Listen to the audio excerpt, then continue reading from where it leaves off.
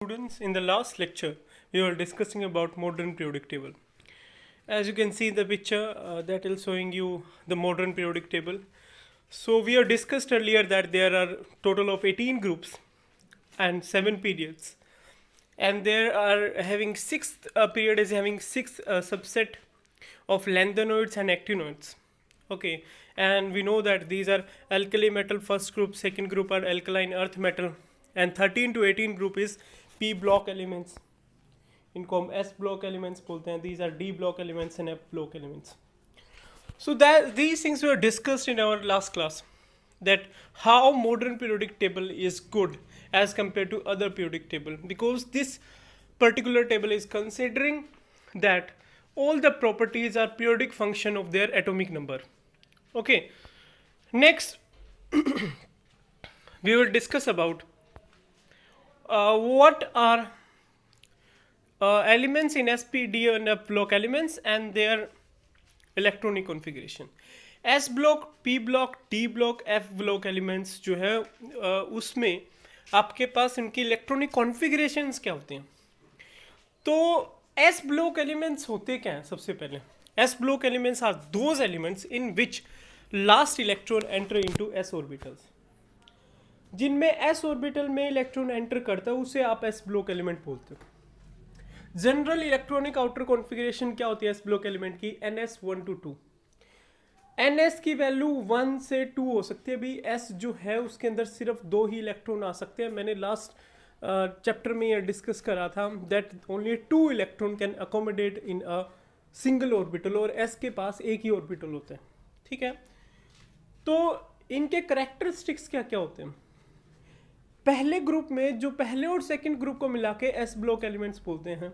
इनके करेक्टरिस्टिक्स में these are soft with low melting and boiling point. These have very low ionization enthalpy and are highly electropositive. Ionization enthalpy क्या होती है? Ionization enthalpy होती है जिस टाइम कोई मेटल जो है वो इलेक्ट्रॉन को लॉस करने की कैपेबिलिटी उसकी बहुत ईजी हो. मतलब आप थोड़ी सी एनर्जी दो और एनर्जी देते ही इलेक्ट्रॉन बाहर निकल जाए. बाहर मतलब अपने वैलेंस सेल से निकल जाए. वैलेंस सेल मतलब आउटर मोस्ट सेल से. सो ये हाईली इलेक्ट्रोपॉजिटिव होते हैं, लो आयनाइजेशन इंथैल्पी होते हैं. They lose the valence electron readily मतलब easily to form +1 in case of alkali metal and +2 in case of alkaline earth metal. So these are basically S block elements. Next is okay, these are very reactive metal. अगर आप sodium की बात करते हैं भी, sodium water के साथ react करके सोडियम के अंदर आग लग जाती है. इट्स अ सिंगल मेटल जिसको अगर आप वाटर में डालते हो तो उसके अंदर वो बर्न हो जाता है. इसके अलावा जितने भी मेटल्स हैं alkali and alkaline earth metal वे बहुत रिएक्टिव होते हैं. चाहे आप सीजियम की बात कर लो. The metallic character and the reactivity increases down the group. Because of high reactivity, they will never found pure in nature. इतने रिएक्टिव होते हैं कि प्योरेस्ट फॉर्म में नहीं मिलते भाई. या तो ऑक्साइड्स मिलेंगे या फिर कार्बोनेट्स, बाइकार्बोनेट्स मिलेंगे. मोस्टली ऑक्साइड्स फॉर्म में मिलते हैं. मेटालिक करेक्टर नीचे इंक्रीज होता है. Okay, the compounds of s block element with the exception of those of beryllium are predominantly ionic. ये आयनिक कंपाउंड्स बनाते हैं. आयनिक कंपाउंड्स कौन से भी? जिन केसेस में आपके पास से फॉर एग्जांपल सोडियम जो है वो अपने एक इलेक्ट्रॉन को लॉस कर देता है. आयंस बहुत इजीली बनते हैं, इसीलिए ये कंपाउंड्स जो बनाते हैं बेरिलियम को छोड़ के वो आयनिक कंपाउंड्स बनाते हैं. Okay, next is P block elements. P block elements as a name suggest जिनमें इलेक्ट्रॉन जो है, लास्ट इलेक्ट्रॉन जो है वो p ऑर्बिटल्स में जाए. और कितने ऑर्बिटल्स होते हैं bp के? 3p ऑर्बिटल्स होते हैं. इसका मतलब कितने इलेक्ट्रॉन्स आ सकते हैं? 6 इलेक्ट्रॉन आ सकते हैं. इसीलिए यहाँ पे कितने ग्रुप्स बनेंगे? 6 ग्रुप बनेंगे. उसमें 2 इलेक्ट्रॉन आ सकते थे, इसीलिए 2 ग्रुप थे. अब इसकी इलेक्ट्रॉनिक कॉन्फ़िगरेशन क्या हो सकती है? इसकी इलेक्ट्रॉनिक कॉन्फ़िगरेशन होती है भाई जैसा कि इसमें दिखाया हुआ है दैट NS2 ये ऊपर आएगा भाई. NS2 NP1 to 6. ओके, तो general outer configuration p orbitals की NS2NP126 होती है, इसको आप ऐसे लिख सकते हो NS2NP126। ओके, एन की जगह आप एम भी लिख सकते हो भी, क्योंकि एन और एम जो है वो आपको प्रिंसिपल क्वांटम नंबर के बारे में बताते हैं। तो general outer configuration is NS2NP126। P block elements जो हैं वो both metal and non metal हो सकते हैं भी, but the number of non metal is much higher as compare to metals. और मेटेलिक करेक्टर हमेशा टॉप टू बॉटम ग्रुप में इंक्रीज होता है। Metallic character increases from top to bottom and non metallic character क्या होता है, increases from left to right. मतलब एक पीरियड में नॉन मेटेलिक करेक्टर इंक्रीज होगा और ग्रुप में मेटेलिक करेक्टर इंक्रीज होगा। आयनाइजेशन इंथैल्पी भी इनकी एस ब्लॉक एलिमेंट से ज़्यादा होती है। आयनाइजेशन इंथैल्पी मैंने अभी बताया, the capability of an electron to remove और the energy required to remove the valence electron is ionization energy. They are mostly form covalent compounds. इनके कंपाउंड्स जो है ना भाई, जैसे एस ब्लॉक एलिमेंट्स में पढ़ा था, वो आयनिक कंपाउंड्स बनाते हैं। ये क्या बनाते हैं, कोवलेंट कंपाउंड्स बनाते हैं। Some of them show more than one oxidation state. Oxidation states भी उन केस में +1 और +2 था, लेकिन इन केसेस में बहुत अलग अलग ऑक्सीडेशन स्टेट शो करते हैं। Okay, the oxidising character increase from left to right in a period and reducing character increases from top to bottom in a group. मतलब आपके पास जो ऑक्सीडाइजिंग करेक्टर है वो इंक्रीज होता है लेफ्ट टू राइट पीरियड में, और रिड्यूसिंग करेक्टर इंक्रीज होता है top to bottom. Oxidising character का मतलब वो इजीली रिड्यूस हो सकता है। रिडक्शन पावर भाई, जैसे आपको पता है कि फ्लोरीन जो है वो बहुत इजीली इलेक्ट्रॉन ले लेता है, तो उसकी रिडक्शन पावर जो है बहुत ज़्यादा होती है। हम रिडक्शन ऑक्सीडेशन का जो पर्टिकुलर डिस्कशन है वो हम रिडॉक्स रिएक्शन चैप्टर है, एक रिडॉक्स करके चैप्टर है अभी, उसमें डिस्कस करेंगे। Okay, next is what is D block element. D block element भी सेम चीज़, जिस पर्टिकुलर एलिमेंट्स में लास्ट इलेक्ट्रॉन जो वो डी ऑर्बिटल्स में जाता है उसको आप डी ब्लॉक एलिमेंट्स बोलते हैं। अब एक होता है पेनल्टीमेट सेल। अब पेनल्टीमेट सेल का मतलब क्या है, जो सबसे आउटर मोस्ट सेल है उसे अल्टीमेट, और उससे अंदर वाला जो सेल है उसे पेनल्टीमेट सेल बोलोगे आप। जैसे इसमें इन्होंने n-1 लिखा हुआ है, इसका मतलब क्या है, अगर आपके पास s में इलेक्ट्रॉन 4 में जाता है तो d में इलेक्ट्रॉन किस में जाएगा, 3d में जाएगा। अंडरस्टूड? मतलब n-1 d1 to 10 ns 0 to 2 जो है वो इसकी इलेक्ट्रॉनिक कॉन्फ़िगरेशन होती है भाई, और n की वैल्यू 4 to 7 हो सकती है। Okay, n-1 d1 to 10 ns 0 to 2 n की वैल्यू 4 to 7 हो सकती है। जनरल कैरेक्टरिस्टिक्स क्या होते हैं, ये हार्ड होते हैं, मैलिएबल होते हैं। मैलिएबल इसका मतलब भाई जो मेटल्स जो हैं वो थिन शीट्स में कन्वर्ट किए जाते हैं, जैसे एल्यूमिनियम फॉयल जो हम यूज़ करते हैं। डक्टाइल होते हैं, इनका जो मेल्टिंग पॉइंट है वो ज़्यादा होता है और बॉइलिंग पॉइंट भी ज़्यादा होता है। They are very good conductors of heat and electricity. इसी पर्टिकुलर में डी ब्लॉक एलिमेंट्स में आपके पास सिल्वर गोल्ड आते होते हैं, and gold and silver and other like copper, these are very very good conductors of electricity. Okay, the ionisation enthalpy जो है वो बिटवीन रहती है एस और पी ब्लॉक एलिमेंट्स के। इनके ऑक्सीडेशन स्टेट बहुत ज़्यादा हो सकते हैं भाई, even the manganese can show a lot of oxidation state in a single state. Oxidation state +1 +2 +3 +4 +5, even the -1 -2 show कर सकते हैं अलग अलग oxidation state. They are both ionic and covalent compounds. ये आयनिक कंपाउंड्स भी होते हैं और कोवलेंट कंपाउंड्स भी होते हैं।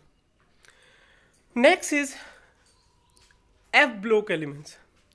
अब elements in which last electron enter into any of 7 f orbitals। एक चीज़ का ध्यान रखिए भी, मैंने बात की थी डी ब्लॉक में आपके पास कितने ऑर्बिटल होते हैं, 5, f में कितने होते हैं, 7। 5 होते हैं तो नंबर ऑफ इलेक्ट्रॉन्स कितने एकोमोडेट हो सकते हैं, 10। एक ऑर्बिटल में 2 इलेक्ट्रॉन आते हैं। अब f में कितने इलेक्ट्रॉन आ सकते हैं, 14।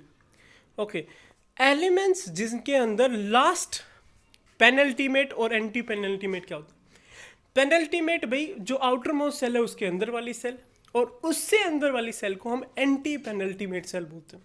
अगर इलेक्ट्रॉन एंटी पेनल्टीमेट सेल में लाई करता है और वो भी एफ ब्लॉक एलिमेंट्स में, तो उसे एफ ऑर्बिटल में, तो उसे एफ ब्लॉक एलिमेंट्स बोलते हैं। जनरल आउटर कॉन्फ़िगरेशन क्या होती है, n-2 f 0 to 14 n-1 d 0 to 2 ns2।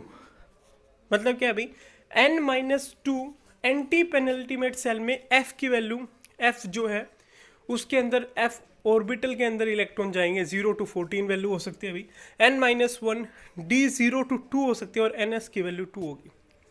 F block elements के मेल्टिंग पॉइंट जो है और बॉइलिंग पॉइंट बहुत ज़्यादा होते हैं, वेरिएबल ऑक्सीडेशन स्टेट शो करते हैं, their compounds are generally coloured, they have heavy metals, they have a high tendency to form complexes. Okay, next is what are atomic properties. So now we will discuss the different properties and what are the variations of these property in group or in periods. Okay, now atomic property में जो सबसे पहली property आती है वो atomic radius. Atomic radii is the distance between the center of nucleus to the outermost cell of an atom. Centre of nucleus से लेके outer most shell में जो इलेक्ट्रॉन लाई कर रहा है उसकी जो डिस्टेंस है उसको आप एटॉमिक रेडियस बोलते हो। अब हम इसकी एक्यूरेट वैल्यू नहीं निकाल सकते हैं because the size of atom is too small, it is difficult to isolate atom. Atom को वैसे आइसोलेशन भी, आइसोलेट मतलब उसे एग्जैक्टली फॉर्म करना भी, अलग से निकालना भी बहुत मुश्किल है भाई। According to the probability picture, the possibility of finding the electron is never zero even up to large distance, and the size of atom keep on changing from one bonded state to another bonded state.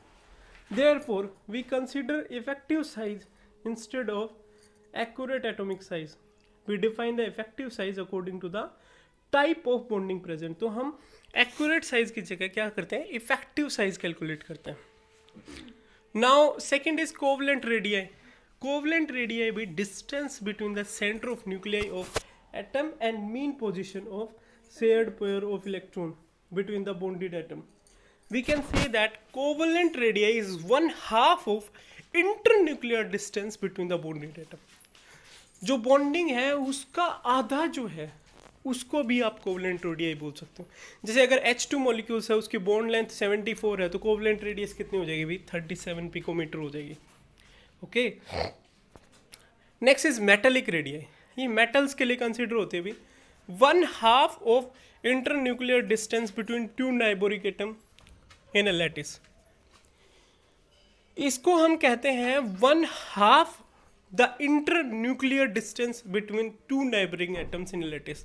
एक lattice में दो atoms हैं metallic radii, उनके बीच में जो आधा रहेगा internuclear distance का, जैसे कॉपर मेटल है, बॉन्ड लेंथ 256 है, तो इसकी मेटेलिक रेडियाई कितनी हो जाएगी, 128 picometre. Now what is the variation, period में क्या होता है, according along period the size keep on decreasing due to increase in nuclear charge. जैसे जैसे हम पीरियड में जाते हैं तो न्यूक्लियर चार्ज बढ़ता जाता है, मतलब नंबर ऑफ न्यूट्रॉन्स और प्रोटॉन्स इंक्रीज होते हैं भाई, mass number, atomic number increase हो रहा है आपका। ओके, तो उस वजह से इंक्रीज इन न्यूक्लियर चार्ज होने की वजह से आपके पास साइज कम होता जाता है। Nuclear charge is the attraction of positive charge protons toward electron. As we move toward right the atomic number increases, so the number of protons also increases or attraction increases, so the order is that keeps on decreasing. So जैसे जैसे हम right में या period में जाते हैं तो number of protons जो हैं वो इंक्रीज होते जाते हैं और अट्रैक्शन बढ़ता है।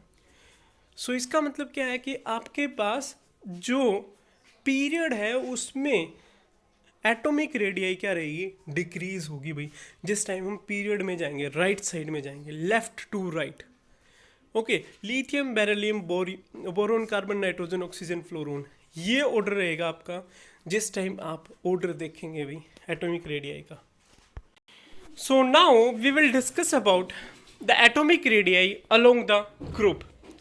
As we move down the group number of shells are increasing. जैसे जैसे हम ग्रुप में जाते हैं, जैसे अगर मैं बात करता हूँ हाइड्रोजन की 1s1, हाँ लीना जो लिथियम है उसका जो है वो 2s1 रहेगा, सोडियम का 3s1 रहेगा. नंबर ऑफ सेल्स मतलब आपका जो प्रिंसिपल क्वांटम नंबर है वो इंक्रीज होता जाता है.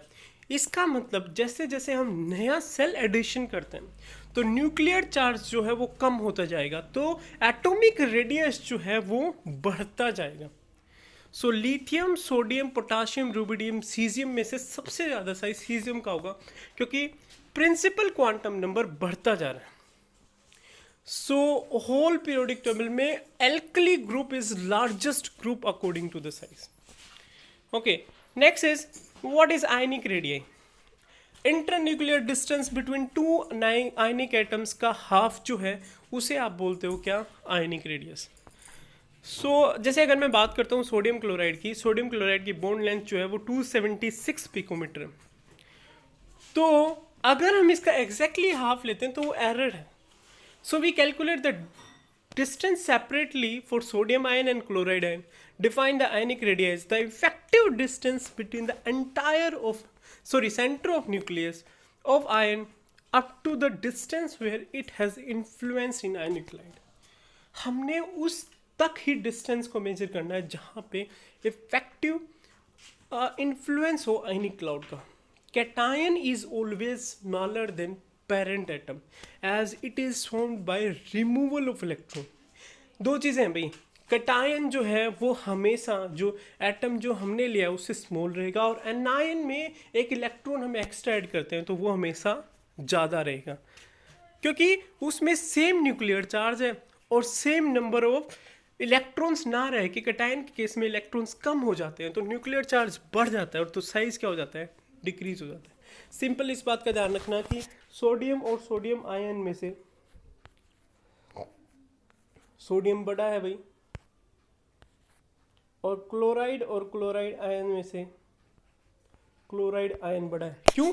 इसमें एक एक्स्ट्रा इलेक्ट्रॉन ऐड हो गया. एक्स्ट्रा इलेक्ट्रॉन ऐड होने से जो है आउटर मोस्ट सेल में बाहर चला गया, इफेक्टिव न्यूक्लियर चार्ज सेम रहा लेकिन जो फोर्स ऑफ अट्रैक्शन है वो वीकन्स हो गए तो ये साइज बढ़ जाएगा. लेकिन in case of sodium plus ion effective nuclear charge जो है वो बढ़ गया on the same number of protons और सेम बट इलेक्ट्रॉन्स डिक्रीज हो गए. इस वजह से सोडियम कैटायन का size, cation which is positive in charge कम होता है, एनायन का size which is negative in charge उसका साइज जो है वो ज़्यादा होता है. Next is isoelectronic species. These things we are discussed in last chapter also. Isoelectronic species are those species which have same number of electrons.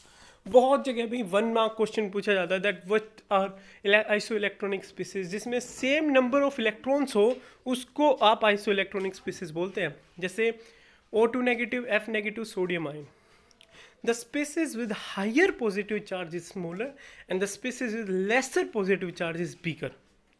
जिसका higher positive charge हो वो उतना ज़्यादा छोटा होता जाएगा और जितना कम पॉजिटिव चार्ज हो वो उतना ज़्यादा बड़ा होता जाएगा. हायर नेगेटिव चार्ज उतना ज़्यादा बड़ा होता जाएगा. जैसे O2 नेगेटिव जो है भाई वो F नेगेटिव, अगर मैं O2 नेगेटिव को O नेगेटिव वैसे ही एग्जिस्ट नहीं करता तो O2 negative is higher in size क्योंकि इसमें नंबर ऑफ इलेक्ट्रॉन्स जो है वो इंक्रीज होते जाते हैं.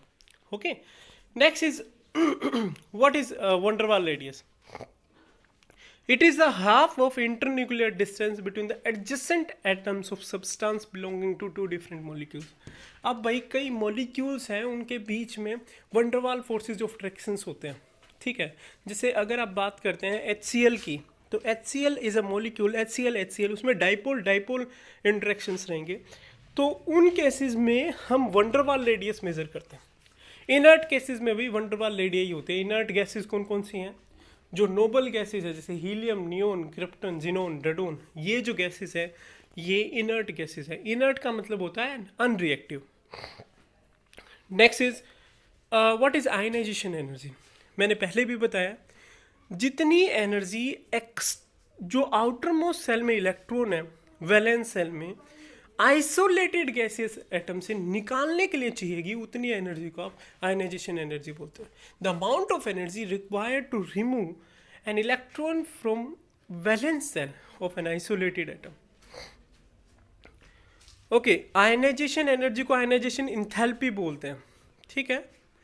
सक्सेसिव आयनाइजेशन एनर्जी का मतलब है कि आपने सेकंड सेल में से निकाला फिर थर्ड सेल में से निकाला। जैसे एक मेटल आपके पास, फर्स्ट आयनाइजेशन एनर्जी क्या रहेगी, डेल्टा H1 M पॉजिटिव बन गया, अभी एक इलेक्ट्रॉन निकल गया। Second ionisation energy delta H2 delta H3, एक आपके पास एक और इलेक्ट्रॉन निकल गया, अभी एक और इलेक्ट्रॉन निकल गया। तो मेटल, पहला इलेक्ट्रॉन मेटल प्लस पॉजिटिव 1 बनाएगा, दूसरा इलेक्ट्रॉन निकलने पे मेटल प्लस 2 बनाएगा, और तीसरा इलेक्ट्रॉन निकलने पे मेटल प्लस 3 बनाएगा। Okay, next is what are the factors on which ionisation energy depends. Ionisation energy depends upon the size. Size small है तो न्यूक्लियर एनर्जी ज़्यादा रहेगी, आयनाइजेशन एनर्जी ज़्यादा चाहिएगी भी अगर साइज स्मॉल है। साइज स्मॉल है तो फोर्स ऑफ अट्रैक्शन ज़्यादा रहेंगे, सबसे मेन चीज़ ये रहेगी। फोर्स ऑफ अट्रैक्शन ज़्यादा है तो जो आयनाइजेशन एनर्जी वो ज़्यादा चाहिएगी। So ionization energy size of atom के इन्वर्सली प्रोपोर्शनल होती है, ठीक है। Charge on the nucleus, if nuclear charge is more then attraction for electron will be more. Nuclear charge ज़्यादा है तो अट्रैक्शन ज़्यादा रहेगा, तब भी आयनाइजेशन एनर्जी क्या रहेगी, ज़्यादा रहेगी। अब screening effect is important. Okay, screening effect important है भाई। Due to filling of inner orbitals the nuclear charge somehow reduced for outer most electron. जैसे जैसे अंदर, जैसे मैं n-1 की बात कर रहा था डी में, डी और ब्लॉक एलिमेंट्स में, जैसे जैसे इनर ऑर्बिटल्स में न्यूक्लियर चार्ज बढ़ता है उसके साथ आउटर मोस्ट इलेक्ट्रॉन्स की जो न्यूक्लियर चार्ज है वो घटता है। तो outer most electron loosely bounded हो जाते हैं, इसकी वजह से आयनाइजेशन एनर्जी डिक्रीज होती है।